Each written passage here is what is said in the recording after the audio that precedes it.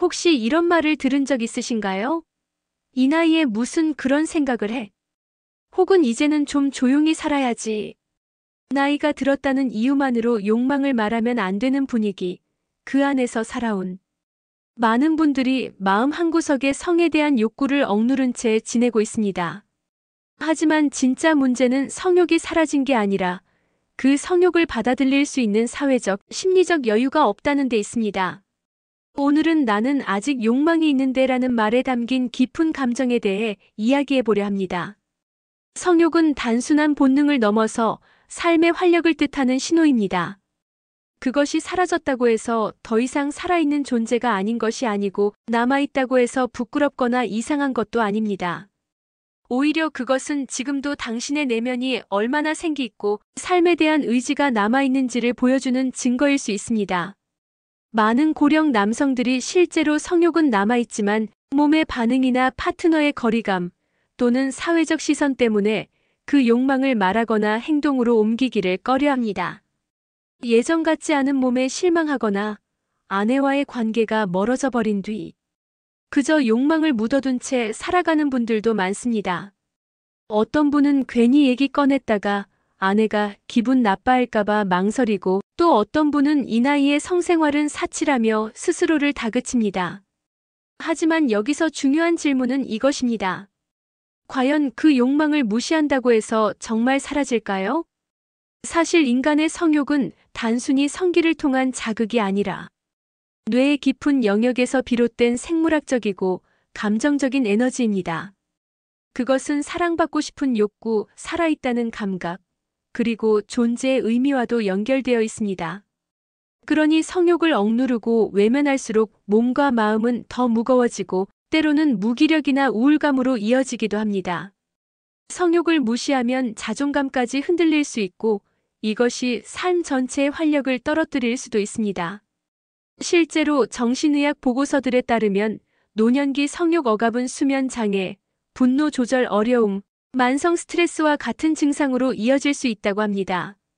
오히려 지금 필요한 건 그 욕망을 솔직하게 마주하고 나이에 맞는 방식으로 표현하고 받아들이는 태도입니다. 지금의 몸 상태와 감정, 환경에 맞게 성적인 욕망을 재조정하고 다듬어가는 작업, 바로 그것이야말로 진짜 어른의 성숙한 성생활이라 할 수 있습니다.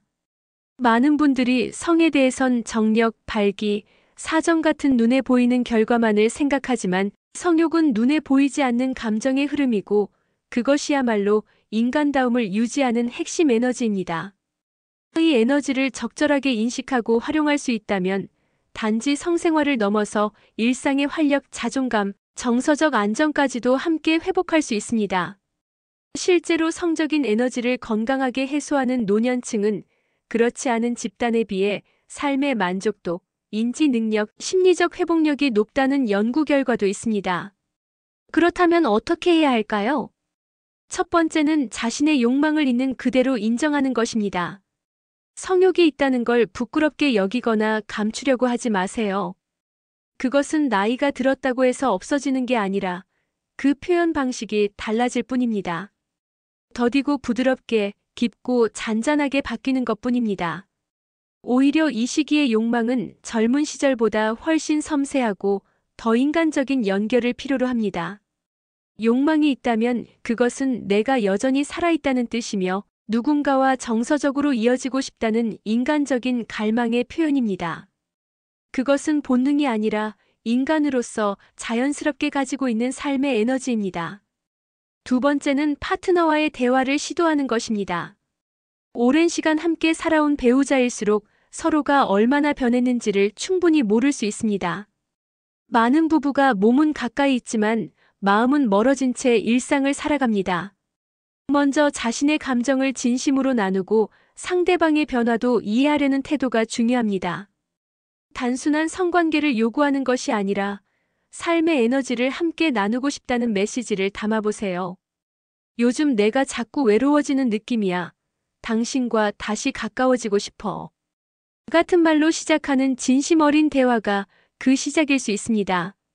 이런 대화를 통해 관계의 감정적 온도가 바뀌면 성적인 부분도 자연스럽게 회복될 수 있습니다. 세 번째는 몸의 감각을 다시 깨우는 연습입니다. 이는 단순히 자위를 하라는 말이 아닙니다.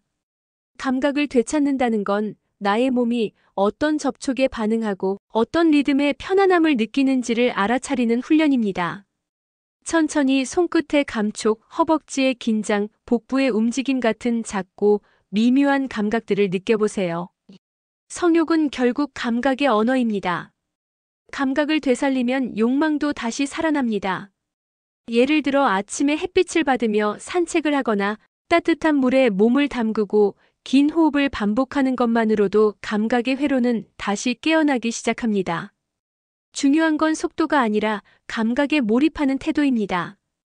특히 회음부를 중심으로 한 가벼운 스트레칭과 이완요법은 혈류를 개선하고 성적 반응성을 높이는 데 큰 도움이 됩니다.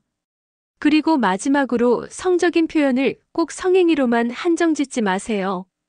포옹, 손잡기, 따뜻한 눈맞춤, 혹은 같은 공간에서의 교감도 성적인 만족의 한 방식이 될 수 있습니다.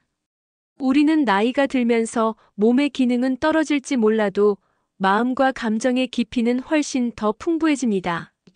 그 깊이를 성생활에 녹여내는 것, 그것이 진정한 노년의 성입니다.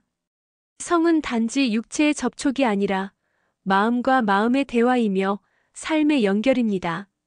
작은 스킨십과 따뜻한 말 한마디가 오히려 깊은 정서적 만족을 줄 수 있습니다.